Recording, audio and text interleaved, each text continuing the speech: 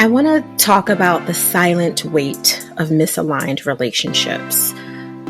The stress on your endocrine system, on your nervous system, the way that your hormones are mushed around, increased and decreased in all the wrong ways when we are in relationships that are misaligned and can literally physically impact your weight, but also in a spiritual way, make you feel extremely heavy. Welcome back to the Balance Bully podcast for ambitious women in business and a few brave men. I'm your host, Naketa Ren Thigpen, and I just want to dive in and let's just talk about it. We're going to break up a whole series on the alignment exit, making sure that your relationships are aligned and exiting from those that aren't aligned over the course of a few different episodes. And I will do my best to make this short and sweet, because if you have been following the BBP, you know I am verbose and I love to expound on what I'm trying to say. But in this particular series, I really just want to dive in and speak directly to the point of the conversations that are really potent right now and that could really give you some support, especially in this climate that we're in, that is filled with just navigating uncertainty in all different ways. When we have relationships that are misaligned, of course, there's going to be this awkwardness that comes up around us. What do I say? How do I say it? How do I say without offending? How do I offend in a way that allows them to really get the point, but to not necessarily take me off my square, depending on what the situation is, whether it is personal, familial, which is very personal when it's family that you're talking about, blood and non-blood relatives, or on the professional side. Everything that I'm about to say applies. You just have to give it its own correct context. There's something that I like to do when I'm in a relationship or I feel like the relationship that I could be entering in, because sometimes your inner brilliance, which is what I call your intuition, is kind of telling you powerfully, trying to shout at you, no, stop, don't go. There's something that's not connecting. And depending on your relationship history, you can ignore it. You could poo-poo it. You can try to justify it saying, okay, maybe I'm bringing my baggage for, which could be true. So make sure you evaluate for that. But usually we just push through it for whatever reason. Maybe our agenda and our connection with this person is so great that we want to just kind of push through it and hope that we were wrong in our spirit, whatever that is, in our inner brilliance. But when the relationship that you're either entering in or is already steeped in is not helpful to you because you feel like there's oxygen being taken away from you in some way. You feel like you can't breathe at the same expansive level. And if you're feeling that, if you've had that happen, you know what it feels like to not be fully yourself when you're in the space, virtually or IRL in real life, with the person or persons that you feel the air is diminished with, your oxygen is diminished. So what I tell people is to give yourself some air. And air, like many other things in my world, is an acronym. Do an audit of this relationship and all the relationships, quite honestly, that you have. Investigate what's coming up for you when you are about to take a phone call or you're about to send an email, when you're about to anything with this person. What is coming up for you? And really honor that investigation and then reposition if necessary. And in the repositioning, you may realign. So that's your AIR. It's an audit, investigation, and the repositioning or realignment, depending on how you want to look at your R, right? In that way.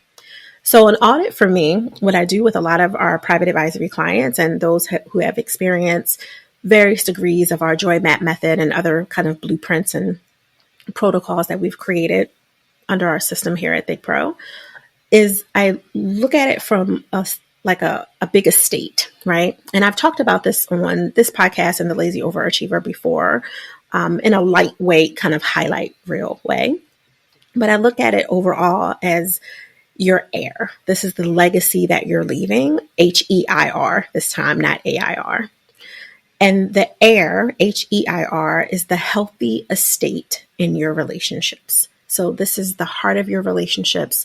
These are the people that you will allow in your estate or your home, your mansion, whatever you want to, call this space that is yours, that is intimate to you. Although it may be big and full of all kinds of rooms, but it's intimate to you. You're very mindful of who you invite into your estate because this is part of your legacy. This is what you're leaving. These are imprints that are being put on you that also allow you spaciousness to imprint through your home. And then whoever else comes into this home can see spiritually or physically or tangibly, depending on how woo you are, can see these imprints and feel these imprints. So you want to be really careful who you let in. And we all make mistakes, right? And some of those imprints, which were harsh and muddy through the house, we needed to see them because they were mirrors for us of spaces that weren't as clean as we thought they were in our home, in our relationship estate, if you will. They are things we need to work on, things we need to pay attention to, things that maybe we were more rigid about, that this person or other people brought awareness to us for a season, or just a reason, and probably not a lifetime, right? Because lifetime people are way more dynamic than that. When you're doing an audit, you want to look at where people are in your estate. Are they on the outside of the gate of your estate, which have totally closed you in, and they're not even through the door? They're someone that you see X number of times at work or through the year or only at conferences, and they're cool, but you actually haven't gone deeper with them in any kind of conversation or the context of conversation. There's only just passing by moments of how are you? How are the kids? How's work? And then you kind of moving on, and maybe good energy, but nothing with depth to it. There's open the gates now. There's the parking lot, which is probably where the majority of your associations are. And this is all a part of your audit. And in those associations, you have coffee time people, tea time people you just kick back. You might even invite them to different functions. Maybe you go to their functions. But again, the depth isn't super deep. Doesn't mean that you haven't had deep conversations along the way here and there. But overall, there's not a lot of depth. You don't really know much about this person. And then you enter in. And of course, this can get very micro layered, but just to keep it succinct, you enter into the actual home of your estate, right? Like now this is where the footprints can kind of show up on your pristinely cleaned floors and all of that in your home and your heart in this estate place. And you open the doors and there's big atrium. So these are the people that you may really feel like you can talk about what's going on with your caregiving responsibilities or a project that you're struggling with at work. Like you might actually broach kind of some painful, problematic areas in exchange. And then there's living room people where you get a little bit deeper, you celebrate with them more. The conversations are fuller, not necessarily longer. They may even be way more frequent than I'll jump here than the people who are in the deepest part of your estate, which is the heart of the home for most places at your kitchen table. You might actually see your living room people a whole lot more because of proximity, because of location where they live. Maybe you work together. Maybe your kids go to school together. Maybe you fellowship together. You just kind of physically see them more. You might talk more on the phone together with them, but they're in the living room. They're still not necessarily in your innermost circle, and just being really mindful of that. Because some people in your living room that you've had wonderful kickback, laid back, comfortable, down to earth conversations with feel that they're entitled to kitchen table conversations with you, to the intimacy of your emotional nakedness, to deep conversations of everything from your bedroom to your bank account, right? Or they might really have an investigative mind, which is beautiful when they're a subject matter expert and you need their partnership in something, or you want their partnership in something, and vice versa, but not necessarily in layers of you that you're not comfortable sharing with, because those are sacred things.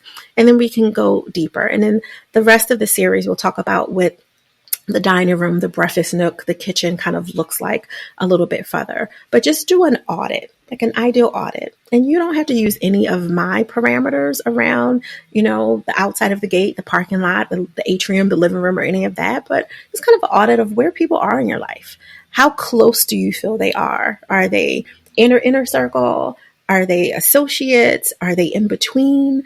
Are they professional friends that are kind of entering into one of these other more intimate circles? Just where are people? And then investigate that further with how do each of these people make you feel? How do they show up for you when you do have an ask, even if the ask is just for time to share a thought, to ask a question, to be connected to a resource if it's professional, to understand a tool, whatever that is. Also, what do you give to these people? Because it's not just one way. So what also do you find yourself wanting to give to them? Do you give them more time? Do you give them more energy? Do you feel frustrated when you see their number or their name come across the screen? Are you delaying responding to them? Not because your day is productive and you just have to kind of stay in priority, which is totally fine and fair because you should have boundaries around your focus.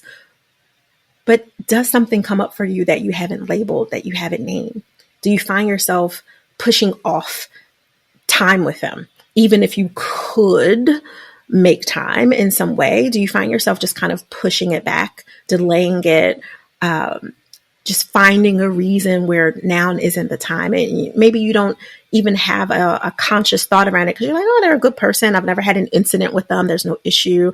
But for whatever reason, I don't make as much time for them, even if I wanted to, if I had the availability, right? So really do that investigation for yourself from top level.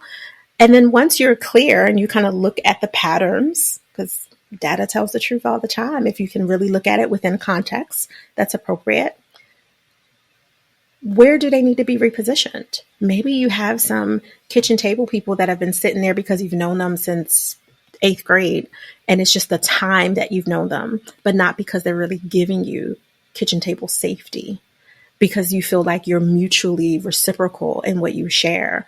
If someone's sitting at your kitchen table, you should also be sitting at theirs. It shouldn't be where they're at your table, always in your business, like the depth of your business, but you're really like a parking lot or living room person for them.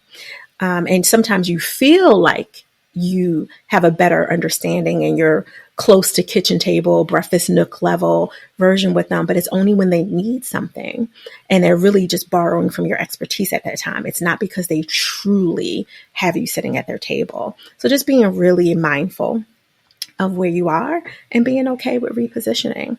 We'll be doing a lot more in the alignment exit series. And at the end of the series, I'll make sure that you have an alignment exit strategy that you can download and play with it in a more tangible way, if that be your choice. In the interim, I just want you to enjoy the balance of your day. And remember, do it boldly.